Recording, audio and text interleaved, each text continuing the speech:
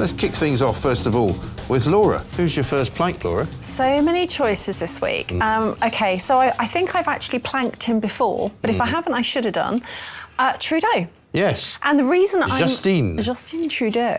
There are so many reasons we could pick Justin Trudeau. First of all, I have to apologise, Mea culpa. When he was first voted in, I quite liked him. His handsome face. Everybody liked him. His so-called liberal credentials, his press-ups on the desk. Yeah. He suckered me in. Since then, I've realised he's an arch-narcissist, controlling, fascist sociopath. That's enough reasons there. Just as well he became a politician then, because that's so exactly the qualifications that you need. Absolutely. The specific reason I'm making him my plank is actually I am doing this on behalf of Canada. There have been 500,000 tweets in the last couple of days all saying Trudeau must go. Yeah. Now this has gone viral. It's a great Twitter trend.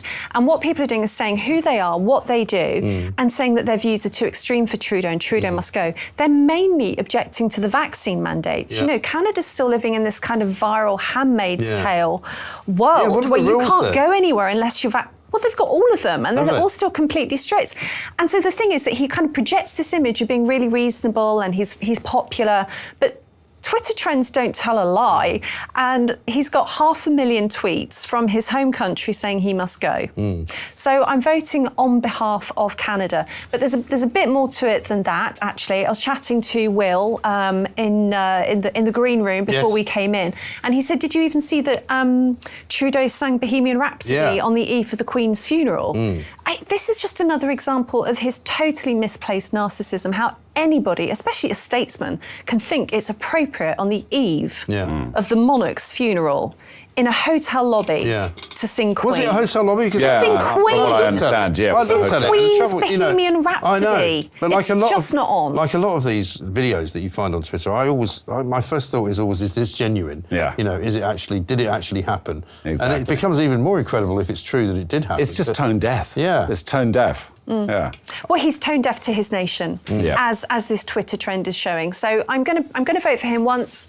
Canada, it's for you. Yes, I think that's probably quite a generous thing for you to do, because who can not forget the truckers, all the people who...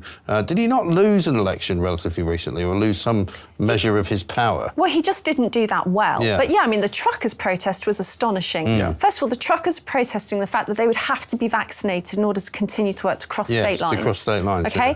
And then they tried to clamp down on people that supported the truckers' protest. So people that had provided money through GoFundMe. GoFundMe kept the funds. That's the first outrageous thing. Oh, really? And secondly, I didn't even hear about that.